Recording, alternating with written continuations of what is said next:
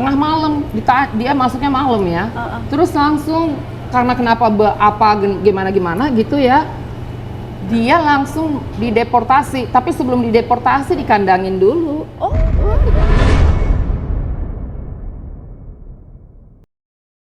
Karena kan sekarang gini, ini ada loh Indonesia.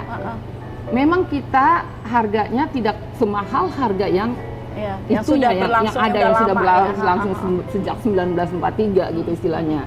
Ya beda lah, itu kan udah nenek-nenek kakek-kakek ya, kita masih baby. Generasi. Iya, generasi yang baru gitu ya. Jadi kita hanya istilahnya mau bersaing, kita tidak ada saingan. Kalau orang bilang, oh bersaing, enggak, kita tidak pernah mau bersaing karena produk kita, misi kita, visi kita beda. Oke, boleh disampaikan visi misinya supaya lebih clear statementnya, supaya visi misinya kayak New York visi. Indonesia.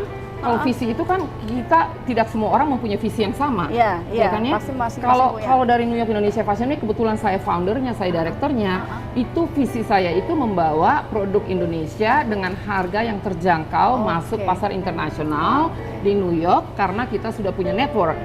Kita nggak usah mikirin yang kita harus naik seperti produk-produk yang lain lah ya, yang harganya misalnya ribuan dolar. Kita nggak perlu.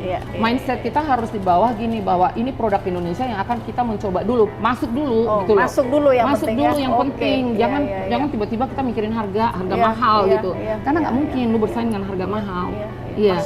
Masuk dulu. Dan di situ kalaupun memang ada yang mau kolaborasi misalnya ya, itu paling penting itu kolaborasi. Kolaborasi itu gini, lu punya duit nih, gue punya barang, ayo kolaborasi. Kita istilahnya yang belum ada di sana itu kan apa? Kita toko kita nggak ada, kita nggak punya toko. Iya. Dulu beberapa pernah punya, cuma ya isi-iko juga. Kadang mungkin karena juga mahal biaya bisnis di New York ya, jadi gimana pun juga how to survive juga. Ini challenging juga ya. Challenge gitu karena apa namanya, kayak kalau New York Indonesia Fashion Week sendiri kita punya galeri. Wow, galerinya di mana tuh? Kita galerinya memang nggak di kota New Yorknya, tapi kita punya di Wilmington, Delaware. Dan kita juga punya di New Jersey. Iya, kita punya. Dan sekarang juga lagi mau kolaborasi di Buffalo, New York. Iya, kita nggak lagi fokus ke New York City-nya. Karena kita tahu di situ marketnya belum ada.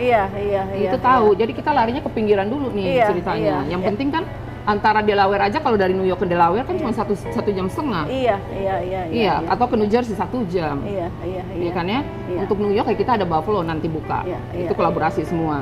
Jadi semua networking dan kolaborasi itu yang perlu dijaga, Mbak ya. Kadang kan kita sesama Indonesia pun kan kadang mungkin ada kompetisi lah atau apa gitu kan. Tapi memang legalitas yang penting, networking legalitas juga. Yang penting. Kadang-kadang orang pikir, oh dia tinggal di Amerika, terus dia main buka-buka aja, nggak gitu kali. Nggak gitu, emang lu pikir jualan kacang goreng di sini gitu ya, buka lapak di pinggir-pinggir jalan? Nggak gitu, semua itu ada rules-nya. Dan kadang-kadang orang mikir, oh ini orang udah tinggal di sana gitu ya, terus dia main ininya di situ, oh berarti dia udah ini. Nggak juga kali.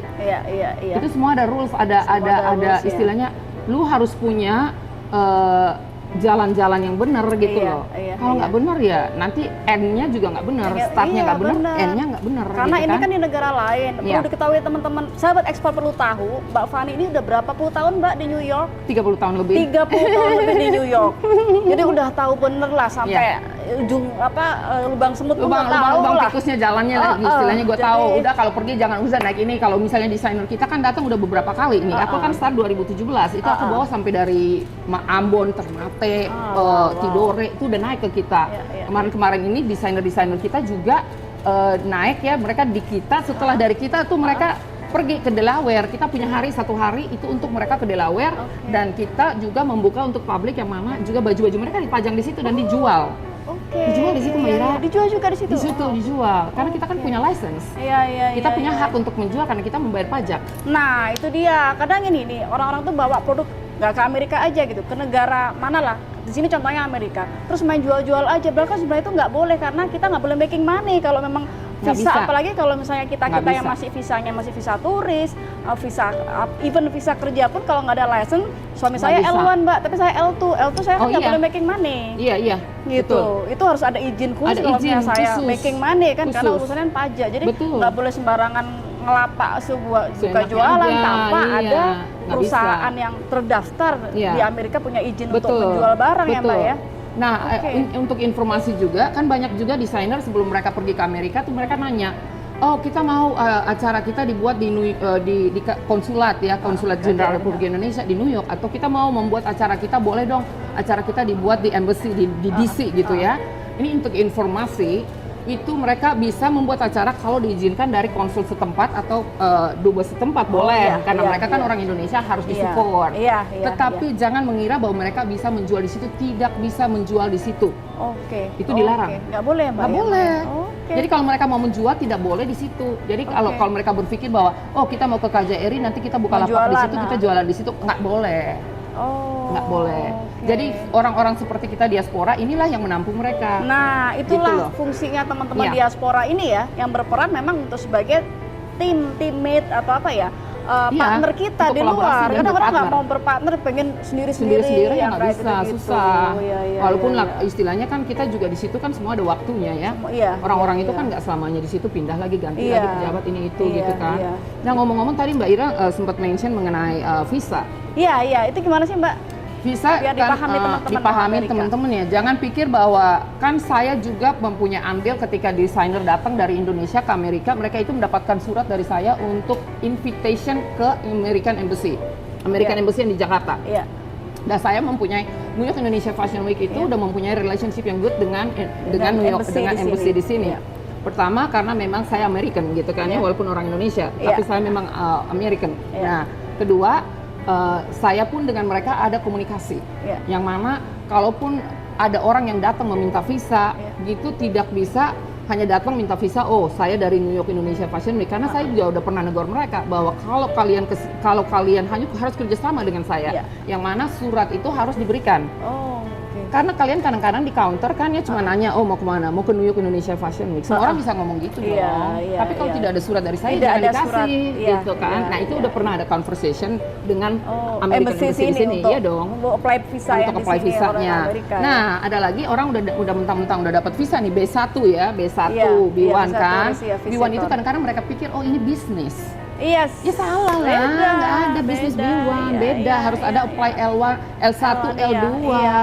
Aku aja L2 aja nggak boleh juga kalau nggak ada permitnya juga. Nggak ada permitnya. Cuma suami aja L1 dia boleh. L1. Gitu. Dan kadang-kadang orang bertanya, apakah saya sebagai seorang Indonesia bisa membuka bisnis di Amerika? Bisa.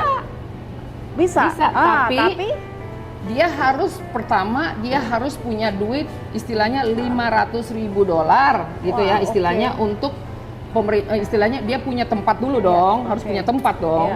Kalau dia belum punya tempat, mau naruh bisnis di mana gitu kan? Pertama, kedua dia punya visa, ya kan? Visanya bukan B1 loh, bukan B1. Itu nggak ada begituan. Gua B1, gua datang kerja situ. Lu B1, lama tinggal di situ 6 bulan, di kick out. Deportasi gitu loh. Karena itu bukan izin untuk bisnis. Bukan izin bisnis. Bukan izin bisnis. Nah, itu harus kita harus tahu ya, karena banyak sekali desainer kan mendapatkan B1 5 tahun. Iya kan? Nah, itu tugas dia hanya untuk pergi fashion show balik.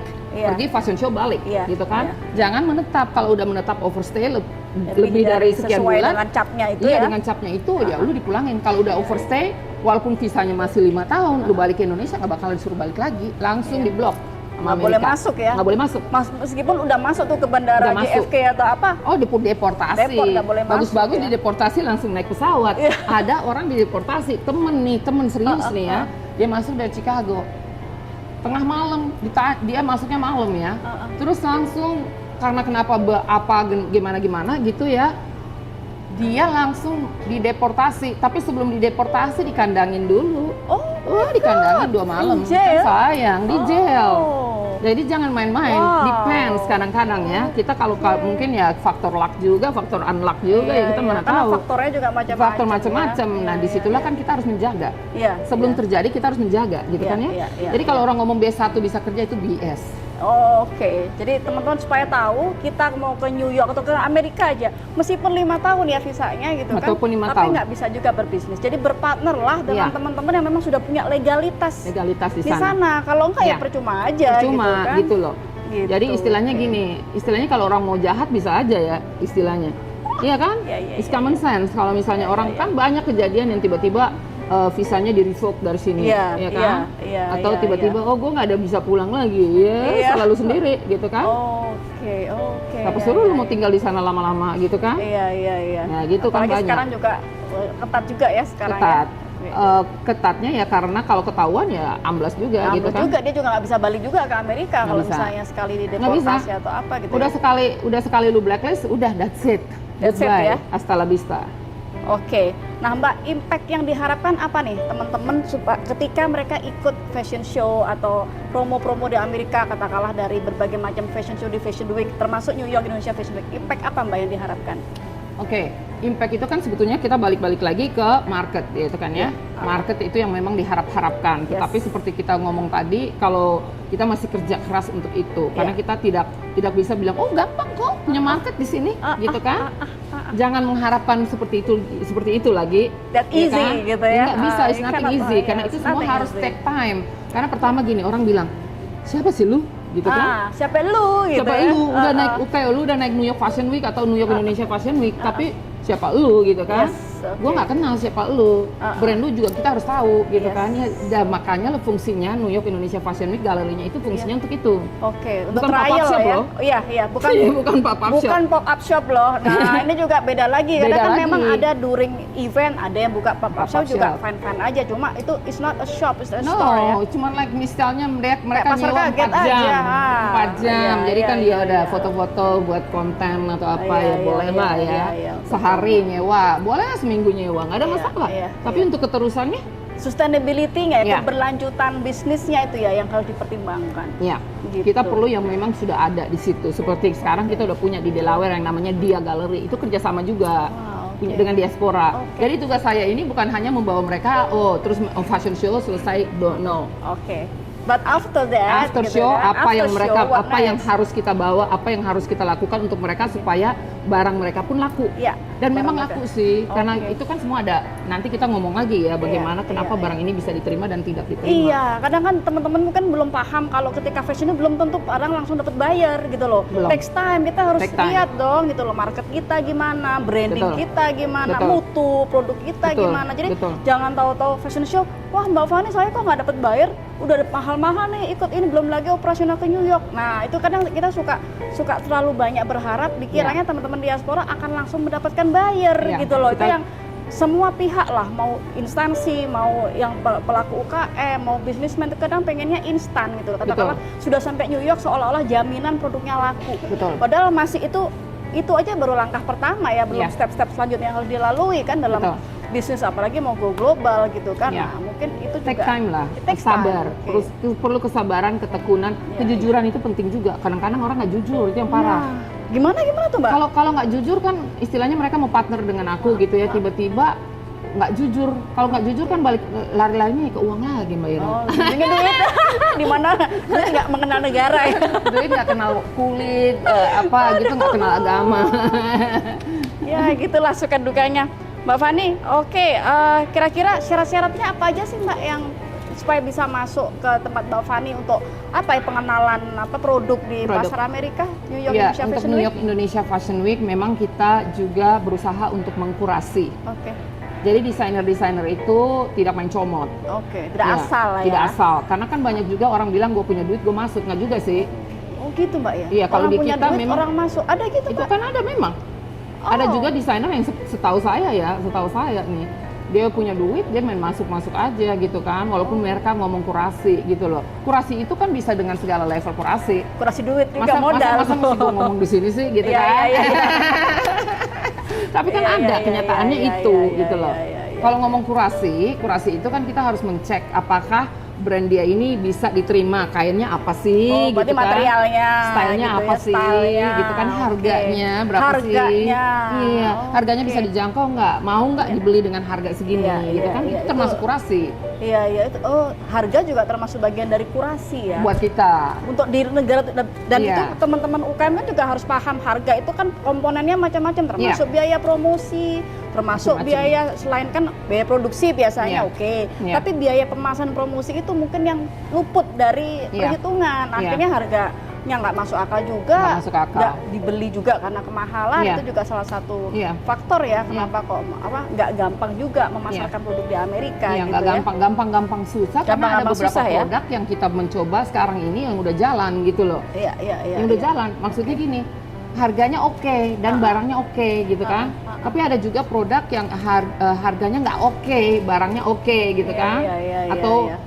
harganya oke, barangnya nggak oke gitu kan, beda. Iya, iya, Iya iya. ada beda sekali ininya. Beda ya. Beda. Oke, Mbak, kalau gitu step by stepnya gimana sih Mbak berbisnis di Amerika khususnya untuk fashion nih ya, untuk bagi teman-teman pelaku UKM sahabat ekspor kita yang mau penetrasi pasar di Amerika khususnya New York, step by stepnya bagusnya gimana tuh Mbak? Iya, bagusnya mereka fashion show dengan kita dong, Oke, dengan New York Indonesia pertama Fashion Week. promosi dulu di fashion Iya, show. promosi di sini karena di kan New kita York juga Indonesia mengundang Fashion Week. buyer. Oke. Kita mengundang buyer, terus mencoba sebelum mereka menaik, ini biasanya saya juga mau mengkurasi. Oke. Saya kadang-kadang terjun langsung gitu Iya, kan. iya, iya, Nanti saya bilang gini, oke, nanti produk kamu kayak gini. Iya. Ini bagusnya matchingnya dengan ini, gitu. Iya, Itu naik di iya. situ. Nanti kan kita ada istilahnya B2B-nya lah atau B2C-nya ya. Iya, Itu kan iya, harus beda-beda. Oke. Tapi startnya lah jangan, kalau kita bilang bukan karena lu foundernya New York Indonesia Fashion Week, tapi kenyataannya kan kita ngomong kerja nyatanya. Yes. Dan Yes. kenyataannya pun memang sudah terlihat gitu Iya, kan ya. Iya, iya. Iya.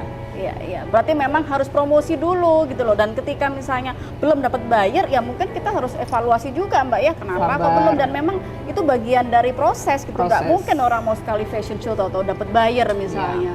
Gitu. Ini juga apa sih, biar semua pihak yang mendukung UMKM termasuk pembinanya juga harus paham. Ketika kita promosi di negara tujuan, katakanlah ini di Amerika, di New York gitu loh. Nggak bisa juga berharap tahu-tahu ada MOU sekian miliar atau gitu-gitu ya nggak sih gitu itu kan? prosesnya lama. Prosesnya cukup Ibu kita ini berproses. aja lebih tahu ya kalau itu Iya. kan ya. Iya, kalau udah Gitu. soal yang udah MOU-nya sekian. Iya, gitu. Jadi harus paham bahwa ini semua berproses, mulai dari promosi, kemudian promosi juga nggak bisa sekali Mbak ya, harus berulang-ulang aktivasi, continue. Nah itulah kunci. Continue, jangan stop. Oke, jangan stop promosinya. Ya. Oke, Mbak Fani, the last word from you untuk teman-teman sahabat ekspor kita di sini. Aku tuh selalu mengatakan kepada yang lain-lainnya ya, jangan putus asa, kerja keras itu harus. Nggak ada yang instan itu tuh nggak ada gitu loh. Terus jujur, kita harus jujur aja. Kalau kita berdeal dengan orang ya harus apa adanya. Kadang kan saya dengar ya bahwa kadang-kadang kita udah dapat produk, udah ada buyer yang mau nih misalnya, oh gue mau dong berapa puluh ribu gitu ya, ininya produknya, tapi dia mengaku bisa tapi nggak bisa. Iya. Nah itu harus jujur aja. Kalau nggak bisa ya bilang nggak bisa. Kapasitasnya bertahap. Iya, Nah, kayak itu kuncinya. Kayak harus memang jujur. Iya, kayaknya di art of lobbying, negotiating itu Iya, ya. negosiasinya gitu.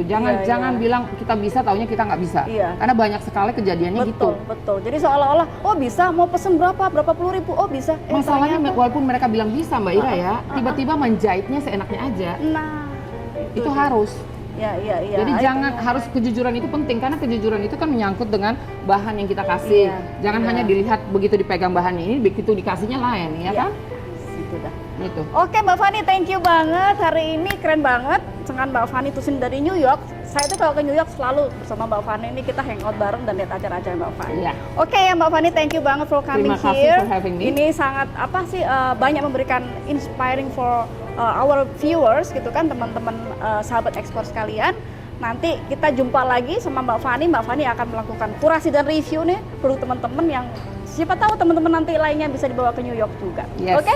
Sampai ketemu semuanya, See you sahabat ekspor. See you soon. soon. Bye-bye. Bye. Thank you Mbak Fani. Thank you, Mbak Ira. Thank you banget. Halo sahabat ekspor. Thanks for watching. Jangan lupa like, comment, share, subscribe, dan klik tombol loncengnya. Ding ding ding ding ding ding ding. Bye bye.